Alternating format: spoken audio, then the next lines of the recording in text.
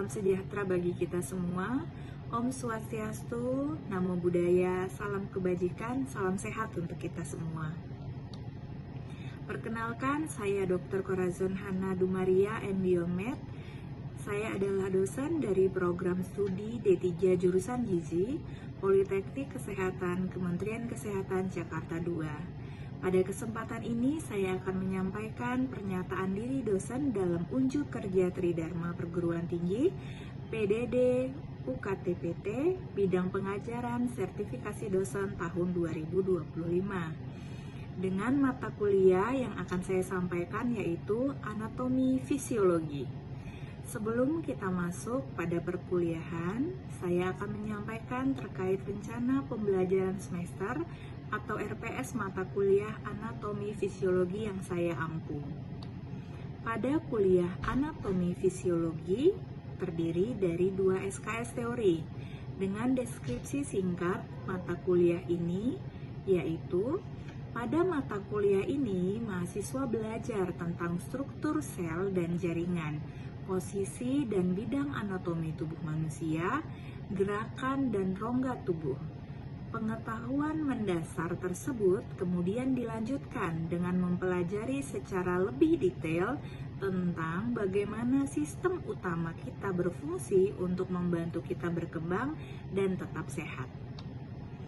Metode pembelajaran pada mata kuliah Anatomi Fisiologi menggunakan metode kuliah tatap muka dan daring, diskusi interaktif, bermain peran atau simulasi, student center learning, discovery learning, problem-based learning. Untuk capaian pembelajaran prodi yang dibebankan pada mata kuliah Anatomi Fisiologi, yaitu capaian pembelajaran pertama, mampu melaksanakan pelayanan asuhan gizi pada daur kehidupan dengan keunggulan pada kesehatan hati sesuai standar profesi dengan sikap bertanggung jawab dan taat hukum. Capaian pembelajaran kedua, mampu melaksanakan program gizi masyarakat dengan keunggulan pengendalian faktor resiko terganggunya kesehatan hati sesuai dengan standar profesi, dilandasi kerjasama lintas program dan lintas sektor. Selanjutnya, saya akan membahas capaian pembelajaran mata kuliah atau CPMK. CPMK ini diformulasi secara selaras dan bersifat spesifik. Capaian pembelajaran mata kuliah yang pertama atau CPMK 1 yaitu mahasiswa mampu memahami fungsi dasar tubuh manusia dan proses kehidupan. Capaian pembelajaran mata kuliah yang kedua yaitu mahasiswa mampu memahami sistem utama tubuh manusia dan mengaitkan fungsinya. Capaian pembelajaran mata kuliah ketiga, mahasiswa mampu menganalisis letak anatomi, struktur, dan fungsi fisiologis komponen utama setiap sistem utama pada tubuh manusia. Adapun materi pembelajaran anatomi fisiologi yaitu yang pertama, struktur sel dan jaringan. Yang kedua, posisi dan bidang anatomi tubuh manusia, gerakan serta rongga tubuh. Yang ketiga, pembentukan sel darah dan sistem getah bening, komposisi sel dan plasma darah, sistem penggolongan darah. Yang keempat, pengertian dan fungsi sistem getah bening, peredaran getah bening dan sistem pertahanan tubuh. Yang kelima, metabolisme basal, suhu tubuh, keseimbangan, mekanisme pengaturan suhu tubuh. Yang keenam, faktor-faktor yang mempengaruhi suhu tubuh, keseimbangan, metabolisme, pengaturan suhu tubuh. Yang ketujuh, anatomi sistem saraf, mekanisme kerja dan fungsi neurotransmitter. Yang kedelapan, anatomi sistem endokrin, identifikasi dan mekanisme kerja kelenjar endokrin. Yang kesembilan, anatomi otot dan rangka, mekanisme kontraksi dan relaksasi otot. Yang ke-10, anatomi sistem kardiovaskuler, mekanisme kerja sistem sirkulasi vaskuler dan limfatik. Yang ke-11, anatomi dan mekanisme kerja sistem respirasi. Yang ke-12, anatomi dan mekanisme kerja sistem pencernaan. Contohnya peran hati dalam pencernaan. Yang ke-13, anatomi dan mekanisme kerja sistem reproduksi. Dan yang ke-14 adalah anatomi dan mekanisme kerja sistem urologi. Adapun komponen penilaian pada mata kuliah anatomi fisiologi adalah sebagai berikut. Untuk komponen penilaian tugas yaitu 30%, komponen penilaian kuis 20%, komponen penilaian observasi 10%, untuk ujian tengah semester 20%, ujian akhir semester 20%, dan total komponen penilaian 100%. Mata kuliah anatomi fisiologi memiliki referensi sebagai berikut. Yang pertama, SIL Essential of Anatomy and Physiology. Yang kedua, SIL Training Modules Anatomy and Physiology National Institute of Health, National Cancer Institute. Yang ketiga, Essential Human Anatomy and Physiology edisi kedua. Yang keempat, Ganong Review of Medical Physiology edisi yang kedua.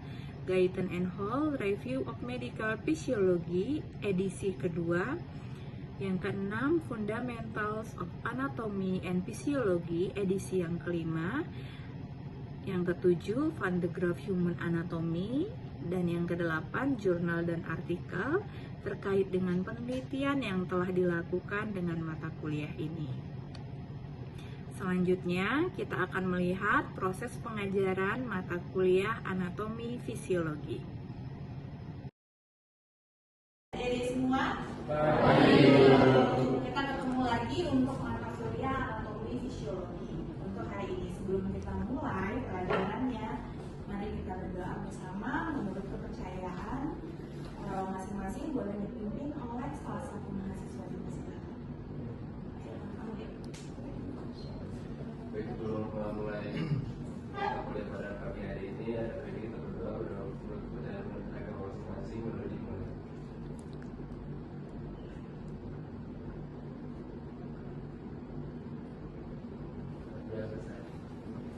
Oke, baik. Ini adalah pertemuan kita untuk mata kuliah anatomi fisiologi, ya, untuk semester 1.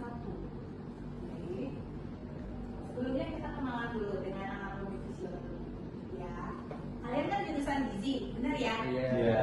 Kenapa kalian harus belajar anatomi fisiologi? Bisa bantu saya jawab nggak? Pasti tahu kan? Jawab kakak dulu. Karena di jurusan gizi ini kan kita akan menangani pasien berdasarkan penyakitnya, jadi kita harus tahu benar sakitnya itu apa, dari anatominya, sistemnya bagaimana, sehingga kita bisa memberikan makanan yang terbaik untuk pasien. Oke, kalau dari abangnya? Baik dok, kurang lebih sama untuk membantu kita mengkaji diet pasien dari penyakit dan dari anatomi fisiologi pasien itu. Oke, jadi kita belajar dulu yang normalnya. Jadi ketika kalian ketemu hal yang nggak normal, itu kalian bisa mengatasinya versi dari profesi kita, ya. Sampai ahli gizi. Oke, sebelumnya kita baca dulu tentang sejarah-sejarah anatomi mulai dari 1600 sebelum Masehi, ya, sampai kita ketemu abad ke-16.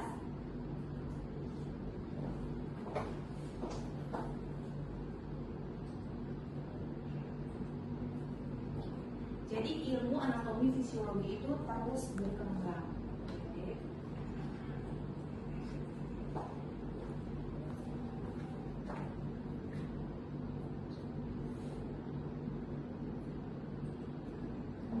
Ini adalah pengertian dari anatomi. Anatomi itu pengertiannya adalah bentuk, ya, bentuk yang normal. Oke. Kemudian fisiologi itu artinya adalah fungsi yang normal. Karena kita belajar anatomi fisiologi manusia, berarti bentuk tubuh dan fungsi tubuh yang normal dari manusia. Oke, tubuh manusia utuh seperti ini, unit fungsional terkecilnya namanya sel, ya. Sel. Kemudian sel yang bentuk dan fungsinya sama bergabung menjadi jaringan. Kemudian jaringan akan membentuk organ dan organ akan membentuk sistem organ. Ya, sistem organ itu contohnya sistem pencernaan. Organnya apa aja? Ada organ hati, ada kandungan empedu, ada lambung dan lainnya. Lambung terbentuk dari jaringan. Jaringan tersebut terbentuk dari sel. Ingat, sel adalah unit fungsional terkecil.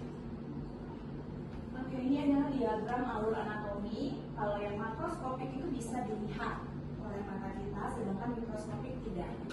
Ya. Oke. Kita bahas kembali tentang sel. Ya, sel itu apa sih? Yang barusan kita jelasin tadi, ada yang bisa jawab? Apa itu sel? Silakan tunjuk tangannya. Apa bang? Unit fungsional terkecil dari tubuh manusia. Ini adalah kesimpulan untuk sel. Sel itu unit fungsional terkecil dari tubuh kita. Sistem organ awalnya dari sel. Jadi kalau mau organ yang baik, tubuh manusia yang baik, selnya juga harus baik, harus sehat. Ya. Oke, ini adalah bagian-bagian dari sel. Yang pertama ada membran sel, itu lapisan terluarnya. Fungsinya melindungi isi sel dari lingkungan luar, kemudian mengatur transportasi zat seperti nutrisi, mempertahankan keseimbangan. Kemudian ada sitoplasma, cairan dalam sel. Kemudian ada nukleus, ini mengandung DNA, ya, inti sel. Kemudian ada mitokondria, ribosom, retikulum endoplasma, dan aparatus Golgi. Kemudian lisosom, sitoskeleton, peroksisom, dan vakuola. Oke, ini proses dasar yang terjadi di seluler, ya. Salah satunya transport membran, kemudian ada juga proses mitosis dan meiosis. Kalau transport membran itu difusi sederhana, contohnya perpindahan zat dari konsentrasi tinggi ke rendah. Kemudian ada difusi terfagositasi, kemudian ada osmosis. Yang paling gampang contohnya adalah penyerapan oksigen dan air oleh sel epitel khusus. Kalau transport membran aktif itu yang primernya ada pemompa ion, kemudian yang aktifnya ada menggunakan gradien ion untuk mengangkut zat lain. Untuk mitosis pengertiannya adalah pembelahan sel somatik.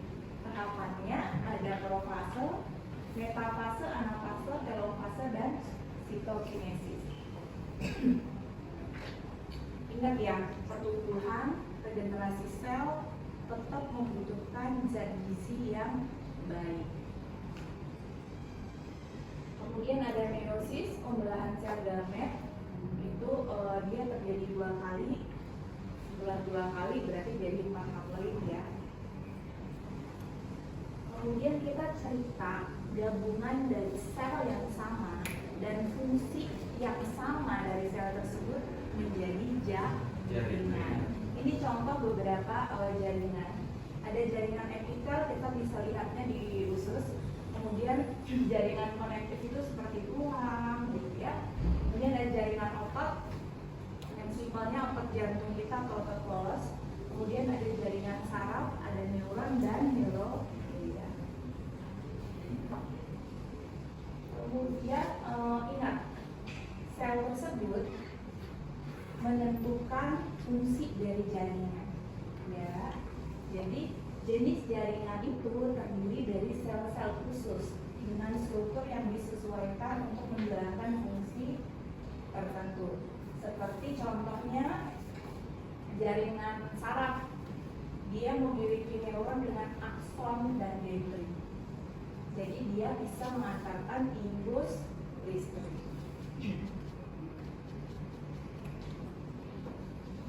Oke, setelah kita cerita tentang sel, jaringan, organ, dan sistem organ, nanti untuk sistem organnya akan kita lanjutkan di pertemuan berikutnya karena pembelajaran kita per sistem.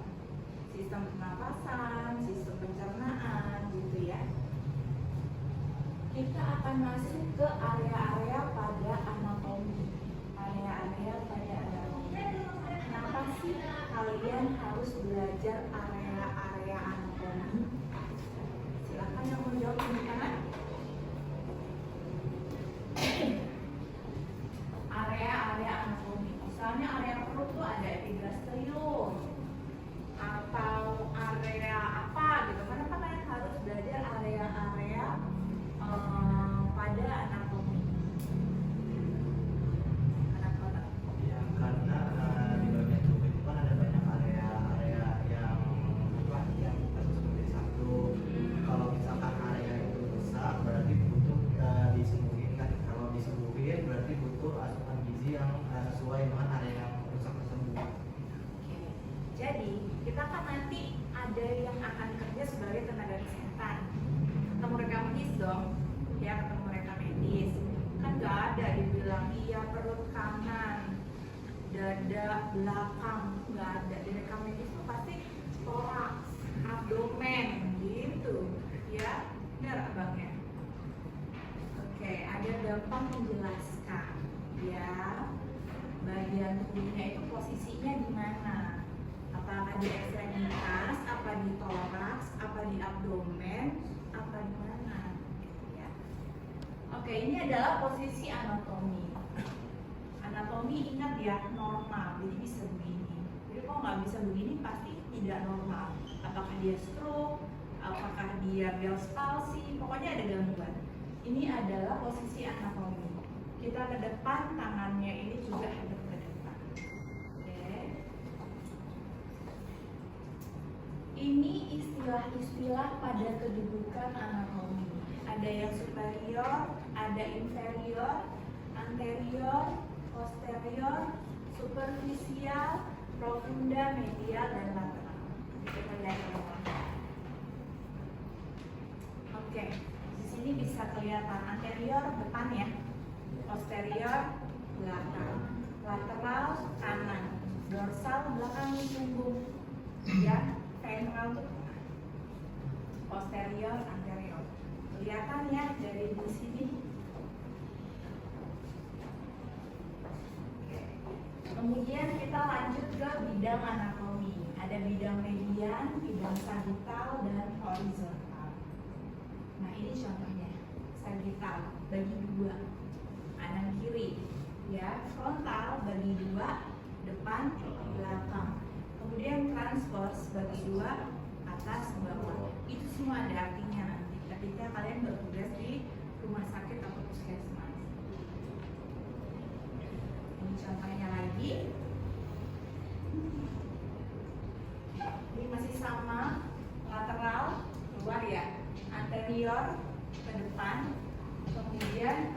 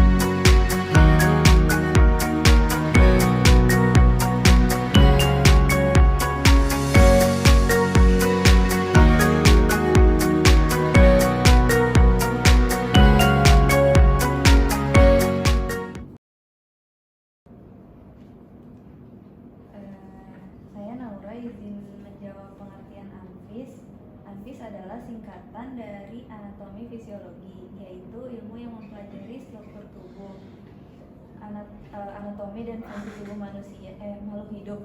ANFIS penting untuk memahami bagaimana untuk menjaga kesehatan.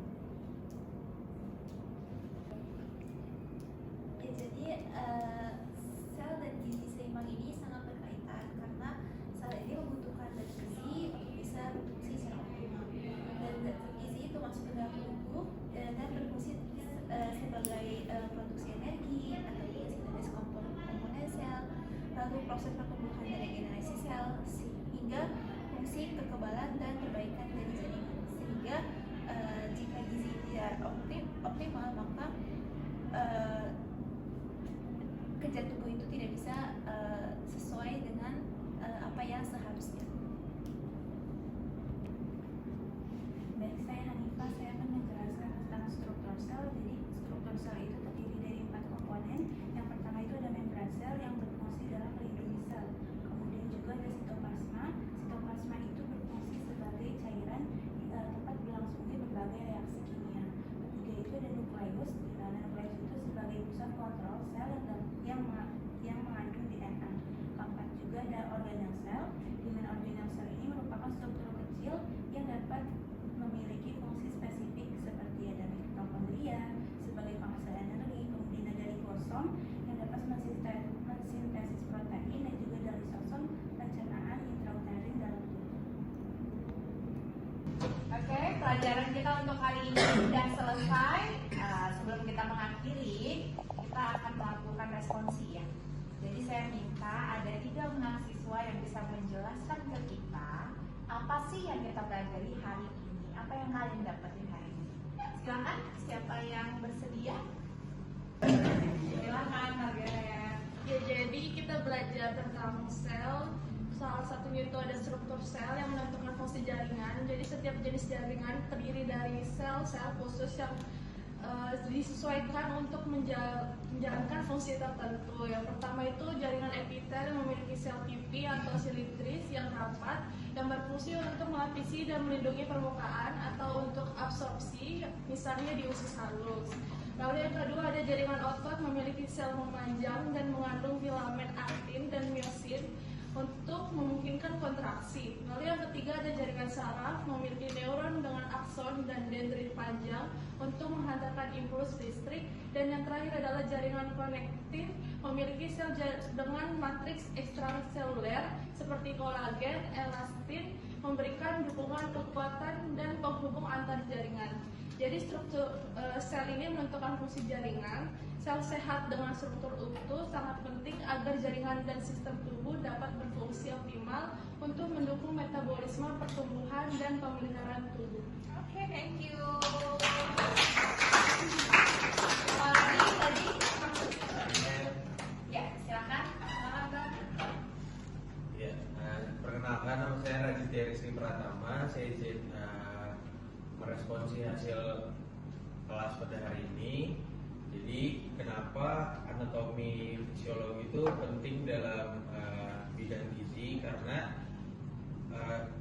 fungsional sel itu akan berpengaruh terhadap asupan yang dikonsumsi oleh seseorang. Jadi semakin baik asupannya, maka fungsional selnya itu akan baik. Namun jika asupannya tidak baik atau tidak sesuai dengan gizi seimbang, maka sel tersebut akan terganggu sistem fungsional.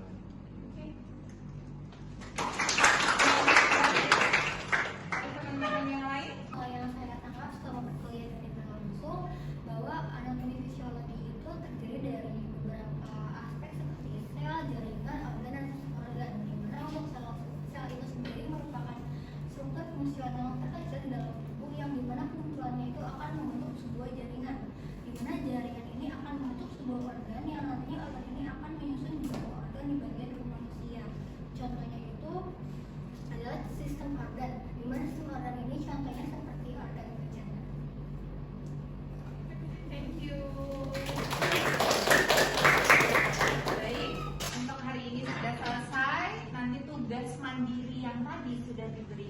silahkan dikerjakan di rumah. Sampai ketemu di pertemuan berikutnya. Oke, selamat siang.